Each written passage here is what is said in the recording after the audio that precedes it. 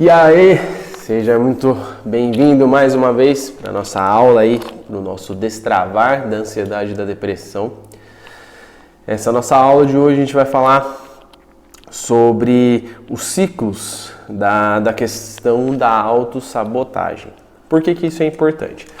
Já no decorrer de todas as aulas, você vai, eu fui explicando, você está vendo que tanto a ansiedade e a depressão ou qualquer outra coisa que bloqueie a sua vida, ela através do trauma e através das crenças e através da personalidade, ela entra num ciclo que vão criar formas de você pensar. Lembra das conexões neurais, das sinapses. Vão criar formas de você pensar que vão influenciar, obviamente, na forma que você sente e que vai influenciar diretamente na forma que você vai agir. Então, eu já expliquei de uma certa forma esse ciclo. Aqui eu só vou esmiuçar um pouquinho mais, porque o objetivo é que você tenha clareza sobre as coisas. Lembra? Quando a gente tem clareza sobre o que nós estamos combatendo, fica mais fácil de combater, fica mais fácil de entender, de traçar um plano para poder derrotar, para poder inibir essas ações que estão acontecendo dentro da gente. Então a gente vai falar sobre os ciclos da autossabotagem, porque esse termo é muito usado hoje e até foi um pouco banalizado e muita gente fala sobre a autossabotagem, autorresponsabilidade, mas muitas vezes não chega com aquela profundidade necessária para que fique claro para a pessoa o que de fato é isso e como sair disso. Então, no decorrer de todas as aulas que vocês já tiveram até aqui, vocês já têm uma base muito bem formada. Aqui eu só vou esmiuçar um pouco mais e agora a gente vai ter um pouco mais de clareza e traçar mais planos para eliminar isso daí. Então vamos lá. Primeira fase do ciclo de autossabotagem é a mágoa. O que seria a mágoa? Aconteceu um evento com você, aconteceu um evento, e você tem mágoa deste evento, deste cenário que aconteceu com você, dessa construção de coisas que estão ao seu redor e que aconteceu com você. Por exemplo, você está num relacionamento e foi traído. Então você tem essa mágoa em relação à traição. Você, por exemplo, está num ciclo de tristeza. Você está num ciclo de tristeza e já se deu um pouco de conta que você está nesse ciclo de tristeza, você tem uma certa mágoa, ou muitas vezes até uma certa raiva dessa tristeza, de ter essa tristeza com você, de ter os fatores que aconteceram, que culminaram aí para dar essa tristeza em você. Por exemplo, é muito comum eu ver pessoas que entram num ciclo de tristeza muito profundo e por muito tempo por conta da perda de um ente querido. Quantas pessoas falam, depois que eu perdi meu irmão, depois que eu perdi meu pai, depois que eu perdi minha mãe, depois que eu perdi o meu filho, minha filha, entrou num ciclo. E aí o que acontece? Você tem mágoa desse cenário, não da pessoa necessariamente específico ainda, mas você tem a mágoa desse cenário. Então você tem aquele sentimento de mágoa, de tristeza, de raiva, pode ser um aglomerado, um aglutinado desses sentimentos sobre uma situação. E aquilo começa a reverberar dentro de você. E começa a te trazer mais informações que vão te levar agora para a segunda fase. A segunda fase é o ressentimento.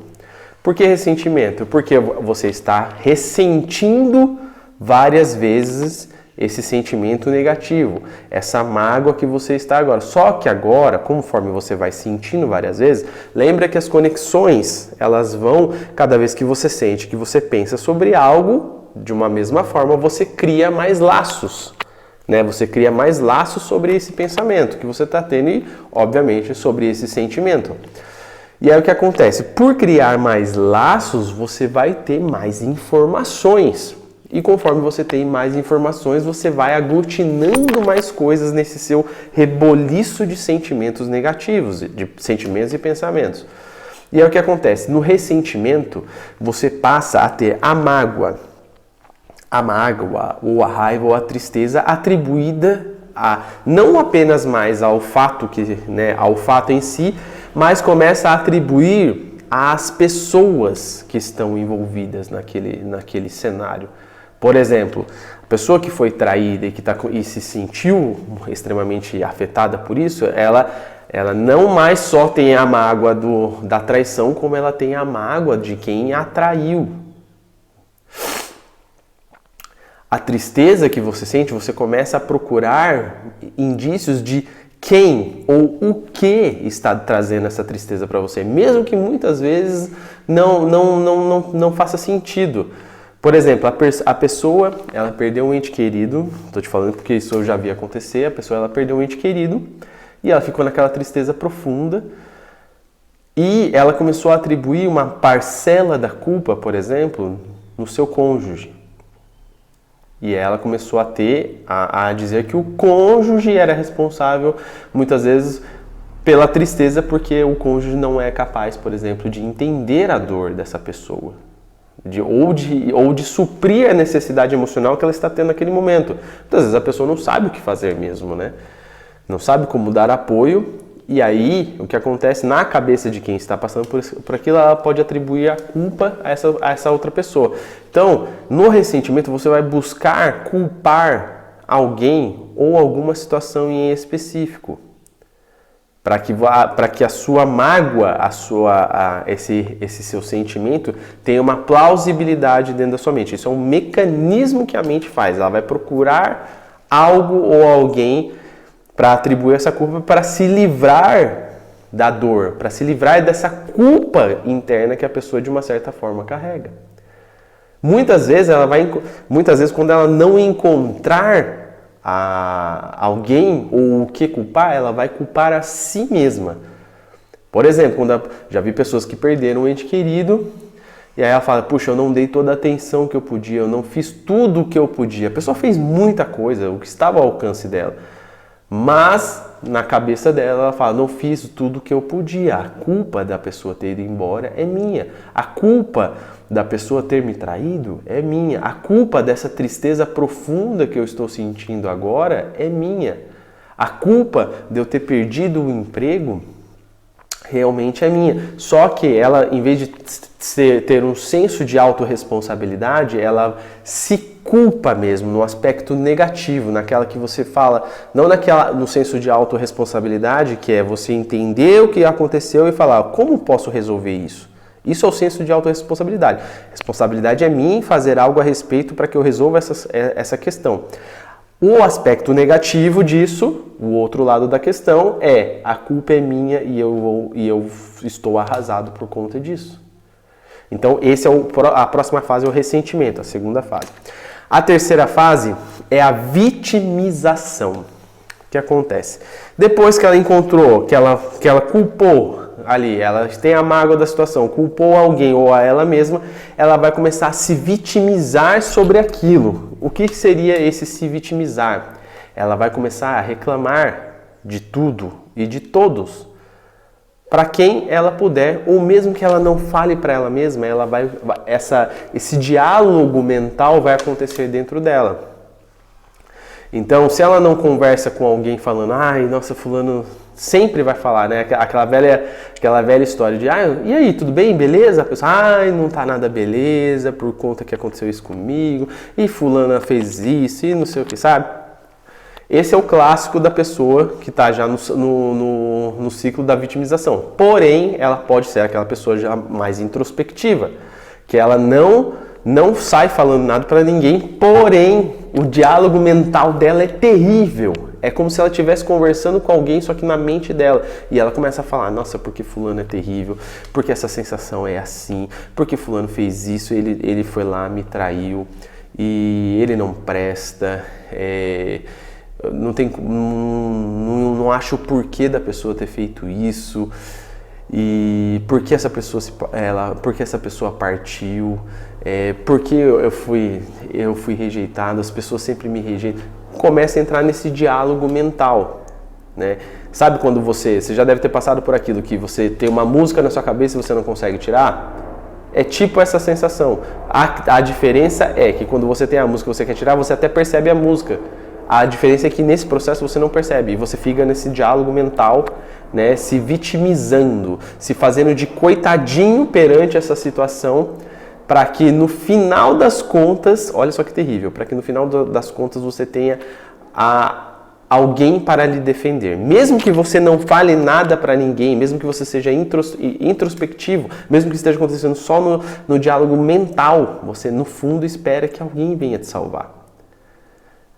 E é diferente de buscar ajuda. Isso é diferente de buscar ajuda. Buscar ajuda é quando você já tem uma certa ciência do que está acontecendo com você. Por exemplo, você está aqui hoje porque você buscou ajuda.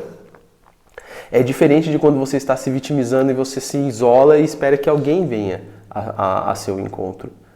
Que bom que se alguém te ajudar. Porém, é essa questão da vitimização. A quarta fase, aí entra a quarta fase, que é aquela complicação, que é o do não merecimento. A pessoa ela já está tão em volta desse problema, ela não consegue se desassociar. Lembra do observador e observado? Desassociar-se do problema para que você possa enxergar a coisa com mais clareza.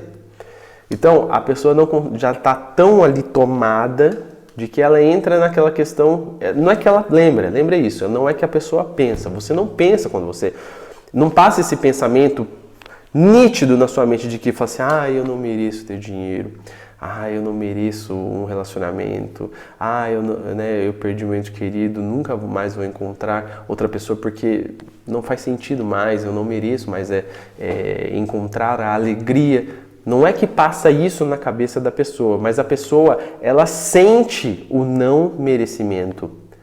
E tanto isso é nítido que a pessoa, ela age para que isso aconteça. A pessoa está na tristeza profunda, ela está na sua depressão, ela acha que ela não merece mais a alegria, por isso que ela não sai, por isso que ela não tem forças para levantar da cama muitas vezes, para fazer algo diferente, para ir para uma academia, para conversar com pessoas, ela não tem esse ânimo. Por quê? Porque ela acredita que ela já não é mais merecedora dessa alegria, dessa ânsia de viver. Ela já está lá, jogada, e ela acha que vai continuar lá jogada porque seja lá o que tenha acontecido, qual tenha sido o seu trauma, qual tenha sido a sua crença, ela acha que não é merecedora do oposto daquela dor que ela está sentindo. E aí, esse ciclo, ele fica, como diz, é um ciclo, você vai passando, você pode ficar na fase 1, fase 2, fase 3, você pode até não entrar em alguma dessas outras fases. Pode até ter alguma fase que você não entre. Só que você vai ficar rodando nas fases que se instalou em você. E aí o que acontece é por isso que esse é o lance da autossabotagem.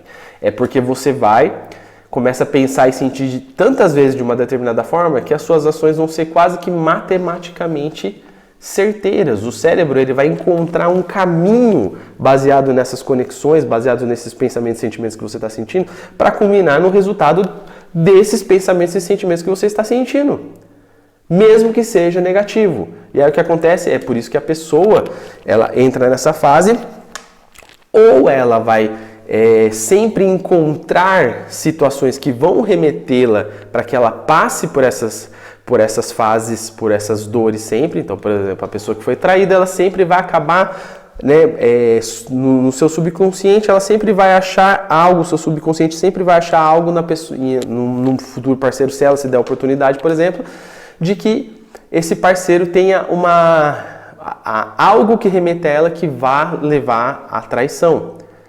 De repente acha um cara, por exemplo, vou dar um exemplo muito simples, a pessoa sempre acaba buscando um parceiro que é mulherengo, ou uma mulher que gosta de sair com muitos homens e que não respeita, que tem essa questão de sair com muitas pessoas de uma forma muito simples e natural. Não estou falando que é certo, nem que é errado, mas que o comportamento, mas que essas conexões vão fazer com que você encontre sempre esses perfis. Ou você vai acabar se tornando vamos dizer assim, o agressor. Você vai acabar se tornando a pessoa que trai, por exemplo, por conta dessas conexões. E esse ciclo fica. E lembra, como eu falei para você, esses ciclos, eles rodam em diferentes níveis, em diferentes profundidades dentro da psique. Ele roda isso, por exemplo, dentro das suas crenças, ali, dentro do que você acredita, dentro da sua personalidade, dentro dos seus traumas e dentro do eu, do ego. Toda essa fase aqui, praticamente, ela vai rodar em todos esses níveis. Aqui a gente está falando particularmente dos níveis da questão dos traumas e das crenças. Porque se você já conseguir eliminar o que está te impedindo de viver hoje, o que está impedindo de você sair dessa angústia, dessa dor, dessa ansiedade, isso vai fazer com que você possa se aprofundar em outros níveis. Não tem como, por exemplo, você sofrendo do jeito que está sofrendo, seja na depressão, seja na ansiedade, não tem como você chegar, por exemplo, no ego, no eu, na parte mais profunda, mesmo porque ainda para chegar no eu, depois que você ainda cavou todas essas camadas, ainda, como eu falei, lembra, o eu, o ego, a sua raiz, ela é ainda, como diz, o chefão, o dono do negócio, mas tem vários trabalhadores que você vai trabalhar, que você vai eliminando até se chegar nesse ponto. Mas o que eu estou querendo dizer é que você fazendo esse processo para eliminar as suas crenças e eliminar os seus traumas principalmente, que é o que torna você ansioso ou depressivo, isso vai mudar a sua vida completamente. Você vai ter, como diz, vai ser uma mudança da água para o vinho. Então é isso que eu queria deixar aqui para você entender um pouco mais sobre esse mecanismo e entender cada vez ficando mais claro. Veja que as aulas, elas vão, como diz, vão subindo um pouquinho os seus níveis de profundidade para que você cada vez vá ficando um pouco mais claro essas questões da psique, dos traumas, principalmente dos traumas, e para você ir sanando a questão da ansiedade e da depressão. Fechou? A gente se vê aí na próxima aula.